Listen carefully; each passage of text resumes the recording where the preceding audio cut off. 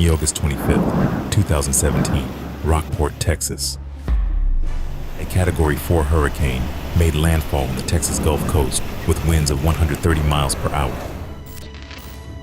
Hurricane Harvey tore through Texas coastal cities, leaving destruction everywhere in its wake.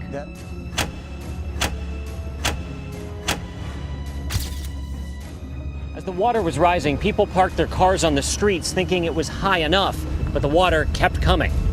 It was a heartbreaking homecoming for many families in Crosby. And then it did something meteorologists had almost never seen a storm of this size do. It stopped. This storm is unlike anything we have ever seen. The radar is showing rainfall totals that frankly don't seem real. This is not a flood. This is something else entirely. The designation was Hurricane Harvey, but the word hurricane stopped being the right word by the second day. By the third day, there was no word in the English language designed for what was happening over the city of Houston. The National Weather Service office in Houston issued a bulletin so extreme that a forecaster wrote it in all capital letters and then added a personal note saying he had never written anything like it in his career.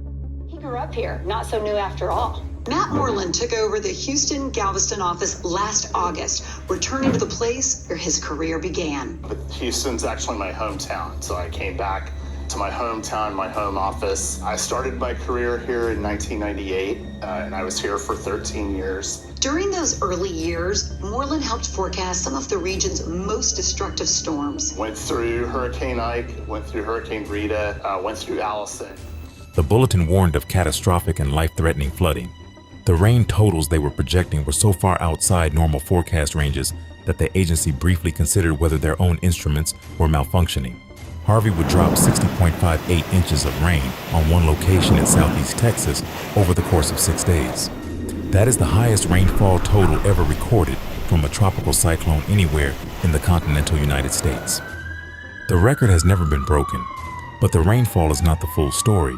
There is a part of this story that most people who watched the coverage never heard, a part that unfolded quietly while the cameras focused on rooftop rescues and flooded highways. Two massive reservoirs sat at the western edge of Houston. They had been filling for days, and on the night of August 28th, the people in the neighborhoods directly downstream of those reservoirs were told, not before the water came, but after it was already inside their homes.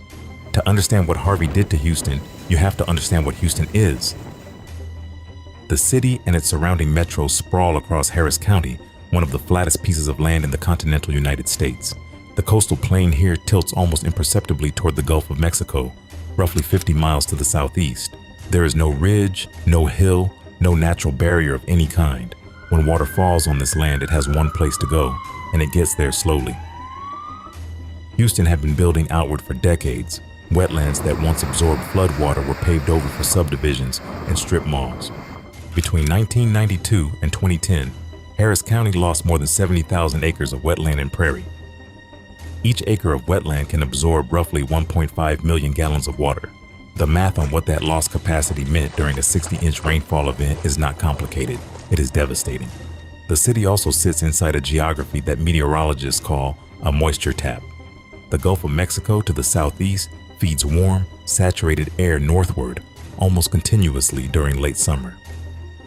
When a storm system stalls over this region, the Gulf simply keeps supplying it with moisture indefinitely. There is no dry air nearby to choke the rain off. Harvey exploited this geography with almost mechanical efficiency. Two reservoirs were built on the western edge of Houston in the 1940s and 1950s, specifically to manage flood events like this. Addicks Reservoir sits roughly 20 miles west-northwest of downtown Houston, near the intersection of Interstate 10 and Barker-Cypress Road. Barker Reservoir sits approximately 2 miles to the south of Addicks, just north of Westheimer Parkway. Together, they were designed to capture overflow from Buffalo Bayou before it could reach the city center. The U.S. Army Corps of Engineers built them. The U.S. Army Corps of Engineers managed them. And the U.S. Army Corps of Engineers had known for years, documented in its own internal reports, that both reservoirs were structurally insufficient for a catastrophic storm. Harvey formed from a tropical wave that moved off the west coast of Africa in early August 2017. It tracked northwest across the Atlantic, crossed the Caribbean, and entered the Gulf of Mexico south of the Yucatan Peninsula on August 23rd. Warm Gulf waters, already at record temperatures from an anomalously hot summer, supercharged the system rapidly. Harvey went from a tropical storm to a Category 4 hurricane in less than 48 hours. One of the fastest intensification events on record in the Gulf. At 10 o'clock in the evening on August 25th, Harvey made landfall near Rockport, Texas, a small coastal city of roughly 10,000 people located 30 miles northeast of Corpus Christi on the western edge of Aransas Bay. Winds at landfall reached 130 miles per hour. The storm surge pushed 12 feet of water inland along the Rockport waterfront. The historic downtown district was nearly destroyed. In Rockport alone, approximately a third of the city's structures sustained major damage. The eye of the hurricane moved directly over Rockport, giving people in the small city a brief break before picking up speed all over again. It stopped. Everything stopped. It was dead still for about 2 hours. There was nothing. I thought, God, it's the end, you know. And it wasn't. It started up again. Just before 12, it started up again. The storm left destruction at every turn throughout the coastal community, tearing down homes, twisting communication towers, and snapping centuries-old oak trees in half. From Rockport, Harvey tracked slowly north-northeast through the night, crossing over the small towns of Taft and Sinton before pushing northeast into Refugio County by early morning on the 26th. Wind speeds were already dropping, but the storm was not dying. It was doing something else. The steering currents in the upper atmosphere, the high-altitude winds that normally push hurricanes along their tracks, had collapsed. There was nothing to move Harvey forward. The storm slowed to less than 5 miles per hour and then effectively parked itself over southeast Texas. By the morning of August 26th, the center of the weakened storm had drifted to a position north of Corpus Christi before barely moving for the next 3 days. It looped slowly toward Bay City and then inched toward Houston, traveling less than 100 miles the entire time. While Harvey barely moved, rain fell over the Houston metro continuously. By 4 a.m. on August 27th, the National Weather Service warned that another 15 to 25 inches of rain could fall within 48 hours, using language it had never before included in a flood forecast for a major U.S. city. Before Harvey arrived, internal U.S. Army Corps of Engineers assessments had already classified both Addicks and Barker reservoirs among their highest risk dams. Reports warned of serious failure risks, but neighborhoods built inside the reservoir's flood pools were never systematically informed. As Harvey stalled, both reservoirs filled beyond every design assumption. By the evening of August 27th, Addicks Reservoir had risen high enough to flood upstream neighborhoods. Engineers faced a choice: release water downstream or risk catastrophic dam failure. Around 2 a.m. on August 28th, they opened the gates, sending water into Buffalo Bayou toward western and central Houston. The releases prevented a far greater disaster, but downstream communities including Meyerland, Briar Grove, Westbury, and neighborhoods along Buffalo Bayou received no advance warning. Residents woke up to rising water already inside their homes. Darius Reed Bach, a 75-year-old Meyerland resident, was later found dead in his flooded house. His neighbors said they had no idea reservoir releases were underway. In the days that followed, Texans began repeating one phrase: "They flooded us." That phrase eventually became the basis for thousands of lawsuits against the U.S. Army Corps of Engineers. The flooding across Houston defied easy description. From Katy in the west to Beaumont in the east, major highways disappeared beneath water. The rain from Tropical Storm Harvey now surpassing all records. Several reservoirs now breached, more neighborhoods flooded, homes with water to the roof line. A Coast Guard helicopter crew rescuing this woman from several feet of water. Interstate 610 flooded in multiple locations.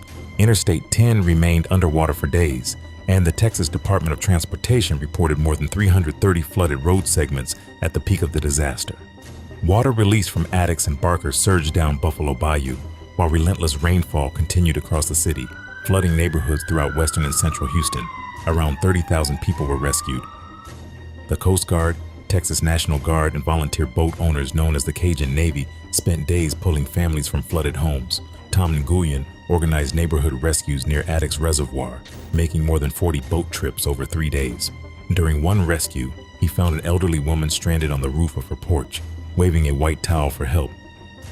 Emmanuel Rivera and his family escaped after floodwaters swept their vehicle from the road in northwest Houston. Others attempting the same escape never made it home.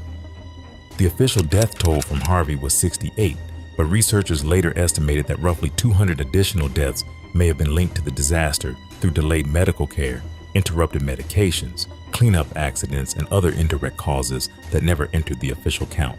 More than 13,000 property owners sued the U.S. Army Corps of Engineers over the reservoir releases. In 2022, a federal judge ruled the government liable for flooding caused by those releases, though appeals continued. Harvey caused an estimated $125 billion in damage across Texas. More than 200,000 homes in the Houston area were damaged or destroyed. While some neighborhoods rebuilt, many families spent years fighting insurance claims and contractor fraud. Harvey was not an unforeseeable disaster. The meteorological conditions that allowed a major hurricane to stall over a flat coastal metro for 5 days were unusual, but not unprecedented. Houston's drainage weaknesses had been documented for decades. The risks surrounding Addicks and Barker reservoirs had also been documented long before Harvey arrived, yet the communities living inside those flood pools were never fully informed. And when water had to be released, the people downstream received little or no warning. What happened in Houston over those 6 days in August 2017 was the convergence of a historic storm and decades of decisions that prioritized growth over preparation. The rain was extraordinary. The consequences were not inevitable. They were shaped by choices made long before the first drop ever fell. I make these videos to tell stories that matter. Stories like this don't really end when the storm is over. They stay with the people who lived through them. For thousands of Houston families, the questions about the reservoirs, who knew what, and when, and why no one called, are still not fully answered. So if this story meant something to you, even for a moment, help it reach someone else. A like, a comment, even just sharing it might seem small, but it genuinely makes a difference, because every bit of support pushes these stories further and keeps them from being forgotten. Stay safe. I'll see you in the next one.